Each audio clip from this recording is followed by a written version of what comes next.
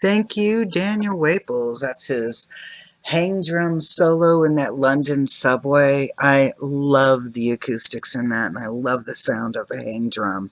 One day, my husband and I were watching some of the hang drum videos, and Massive, I think it's Hang Massive, is one of my favorite ones to watch on YouTube, along with Daniel Waples, and it was hilarious because I'm looking at him and I'm like, Brandon, these guys have the happiest look on their face, and he's over there kind of laughing at me, and he was like, Maris, if you were playing the hang drum on a daily basis, don't you think that you would look like you were pretty goofy happy too?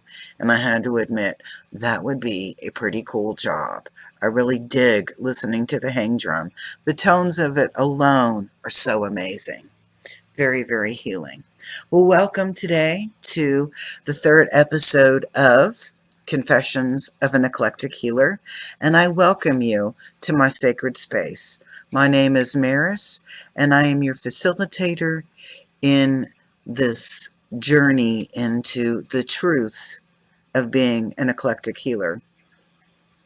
We've been talking over the last couple of episodes, we've been talking a little bit about the fact that not all healers can heal themselves, that sometimes we have to step out and ask for other people to help us on our healing journey, and that is not unusual to do. And today I wanted to talk a little bit about guilt, or that we're not always held accountable, or it is not always all our fault when bad things happen. And the story that I want to tell about is it occurred right after my first Reiki degree attunement. And I had gone in, my Reiki master, her name was Kasri Naval, and she owned this really cool little place called Uncommon Herb that was over on Classen Boulevard back in the olden days. And Kasri, who went by another name at that time, but she will always be now known as Kasri. Kasri was my Reiki master, and so I go in and I have my first Reiki class, and I receive my first degree attunement. And I eagerly go home and I start incorporating Reiki. You know, my kids are getting Reiki'd, my dinner gets Reiki'd, everything gets Reiki'd, and I'm loving it. And in this journey, my intuition just blossoms. Just blossoms. And I've got, lots of cool stories about that. And also at this time, I'm kind of going through some emotional issues. A couple of years before this has occurred, I had a radical hysterectomy, and I was the woman that wanted to have 8 kids, and I realized that that wasn't going to happen after I have this radical hysterectomy, and I've got baby fever, and I got it really pretty hard at this time. My kids are a little bit, they're kindergarten up, and so I'm like really wanted to have another child, and it just isn't going to happen, and I'm bummed out. And so one day I'm out and about, and I meet this lady, and we're talking, and we find out that we've got a lot of mutual connections, and it ends up that she knows my sister-in-law, Cookie Bear. And Cookie Bear lives next door, and she is married to my ex-husband, who, it was my husband at the time, but he's my ex-husband, is married to his brother. And we're always in a little bit of a competition when it comes to my mother-in-law. And just to set the record straight, my mother-in-law did not like me at all. And it was pretty evident. And so I was always trying to get her approval, and that wasn't going to happen. So anyway, so I meet this lady, and we're talking, and we find out that she knows my sister-in-law. And then she starts talking about how my sister-in-law is pregnant. And I'm thinking in my head, I'm like, what the heck? I was like, I live next door to Cookie Bear. I see Cookie Bear every day. Her kids come to my house every day. I take her kids to Ding Dang Whitewater with mine. So I'm like, so how is it that I'm hearing about my sister-in-law being pregnant from a stranger that I just met, and I have no clue who this lady is. So anyway, I kind of disregard that, and I move on. Well, a couple of days later, I'm outside the front of my house, and I'm doing something at my car or my driveway or whatever, and my sister-in-law comes outside, and she walks over to me, and she was like, "Hey, Maris, I just wanted to tell you, I'm pregnant." And I'm like, "Oh, how awesome." And I'm looking at her, and at this very given moment, it is as if over her womb, over her belly area, there is this window. And this window allows me to look inside her. And I'm looking inside her womb, and I see a baby, but this baby is obviously not alive. And I'm like, holy cow, looking at this. And I can't, change anything on my face. I can't let her have any inkling that I'm seeing something that's weird. And so I'm like, whoa, holy cow. Anyway, so she leaves. I go and do my thing, and several hours pass by, and I'm probably doing laundry, doing a mom thing, and my niece burst into the house, and she's crying, and she's very upset, and she tells me at this very given moment that her mother had gone to the doctor's office, and that there was no heartbeat, and that they did an ultrasound, etc., and that this baby had died.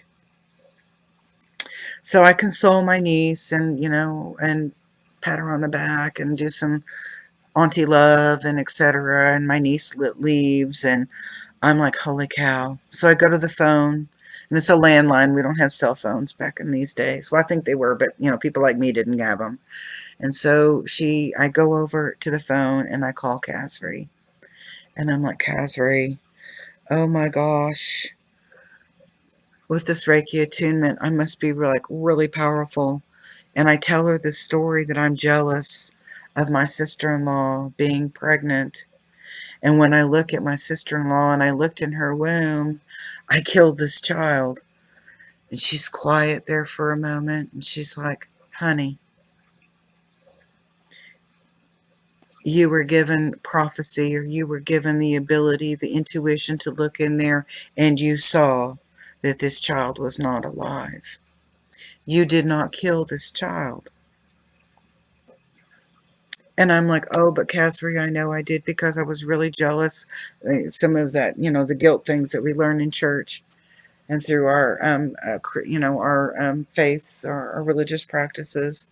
I'm like, I killed this child with my jealousy. And you did not kill this child. And so, we're, on the phone for 15 or 20 minutes. And at the end of the phone call, I'm not feeling the guilt like I have killed this child. And I've realized about this intuitive gift that is now magnified 1,000 times after my first degree attunement. And so it's like, I'm like, holy cow, I have some Superman X-ray vision that I could look into this, and I saw this. And this is now my gift, or what I will have to learn to process.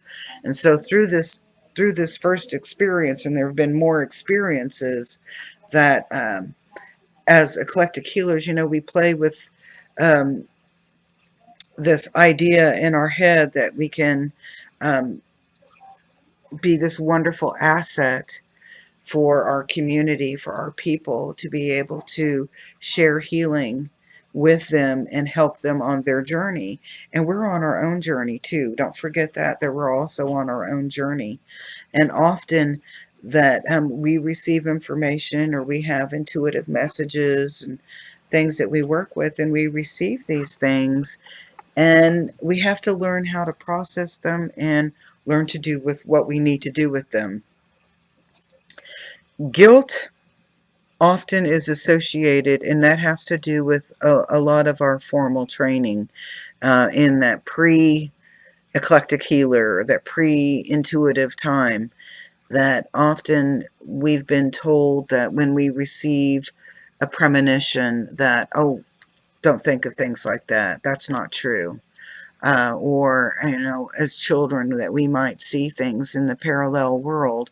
We might see the elementals, we might see spirits, we might see things to that effect, and we're told that they don't occur, they're not real, and our mind starts to close off to it, or that concept that it's a truth.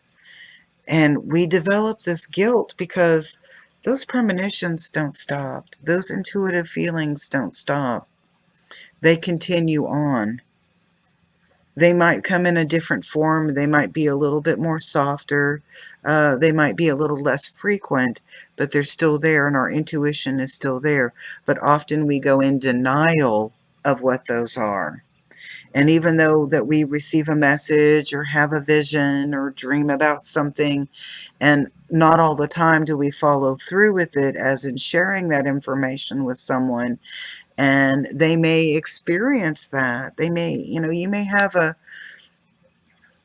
a dream or see a vision or have just a hunch that something is going on, and we don't follow through with it, and we feel guilty or we feel bad when it does pan out in that way. I've often will nowadays, if I receive a piece of information or I have a vision or I have a thought, I like to just follow it up with a phone call and say, like, hey, how are you doing? If I haven't talked to them for a while, touch base with them, reach out to them, and just connect. Sometimes just connecting with that energy helps an awful lot. Um, I had I talk about the reading that I received many years ago, and where the reader had difficulties telling me about my husband's illness. And I don't know if if it was he was afraid of how to mention it to me or how to bring it in. Earlier today, Tambra and I were talking about receiving information or people coming to us for an intuitive session, and they'll ask us a question, and often we're asked about when people will die. Or we're asked if, is my grandmother or my grandfather, somebody going to transition soon, and how soon. Often we are given that information. When I was a nurse, I was given information when I'm working with my patients, and it would help me in my care, my nursing care of my patients. It would help me to know how to deliver the best care for them. Now, when we're talking about things of like life and death, I'm going to add my little piece of information here, or my lessons learned. In many ways, only Spirit knows when you're going to cross. We might be given a time frame, and people have an option to do two things with the time frame. If you were told that you have 2 months, 4 hours, and 32 minutes and 57 seconds left before that you would transition over or cross over, what would you do with that time? If I gave you a time frame and said that this would occur in X amount of time, and you went home and you were fearful, you would probably be very preoccupied with that thought process of death, and you're going to mess up that vibration or that frequency. You're messing with the natural order of somebody's life and agreements that they made. Or you can take that information and utilize it to your best ability and experience the best 2 months, 4 days, 32 minutes, and 57 seconds. But not everybody is going to do that. So it is very inappropriate to deliver some kind of messages in those forms. What I would implement, and this is from what I've learned, is that you give that person the opportunity to prepare themselves or prepare their mind. Chance favors a prepared mind. So going back to the reading with my husband, and I've talked about this before, the reader, I'm like talking to him and I'm like, you tell me about me, you've talked about my kids, but you haven't mentioned my husband. And he's really freaked out about mentioning my husband. And then he says to me, well, your husband won't be around. Didn't say he wasn't going to die. He didn't say he was dying. He just says he wasn't around. And then, you know, if you've been following me, you know the story is that he was diagnosed with lymphoma some 10 months later. And the lymphoma was primarily in the abdominal area, right where the reader had told me that it would manifest. But we had prepared. We had utilized that information, and instead of me or even him, the reader, feeling a guilt or me feeling guilty, I took the information and I made lemonade with it. I had to take lemon information, stuff that sucks and is bitter, and I turned it into something beautiful for my husband, which now we all know that Katox is doing awesome and he's flourishing. So take this information. When you see something or you absorb something that is very, very negative, whether as an empath or as an intuitive, a psychic, a medium, or whatever, the delivery of it is what counts. The delivery of ominous information is what is important. Because just as we might receive that in a reading or as an intuitive or psychic moment, whatever, chance favors a prepared mind. And it allows us to manipulate, and I use that word manipulate in a beautiful way, the energy or the frequency, the vibration. It allows us to prepare so that when that negative vibe or frequency blows in, that we are able to confront it or work with it and maneuver that energy into something so much more beautiful and safe. You don't have to feel the guilt by knowing and processing negative information. We can take that negative information and teach ourselves and the people that we work with how to turn it into something beautiful. And that is a very wonderful gift that we have been given as healers. So take that information, embrace it, love it, work with it, and release yourself from the guilt that was never yours to own from the get-go. Have a beautiful rest of your day, and if this is at your midnight, good night, and have a beautiful restful sleep. And embrace the love, share the love, be a part of that love, and be a part of something great. Random acts of kindness, even if it's just a smile, may make somebody's day totally complete.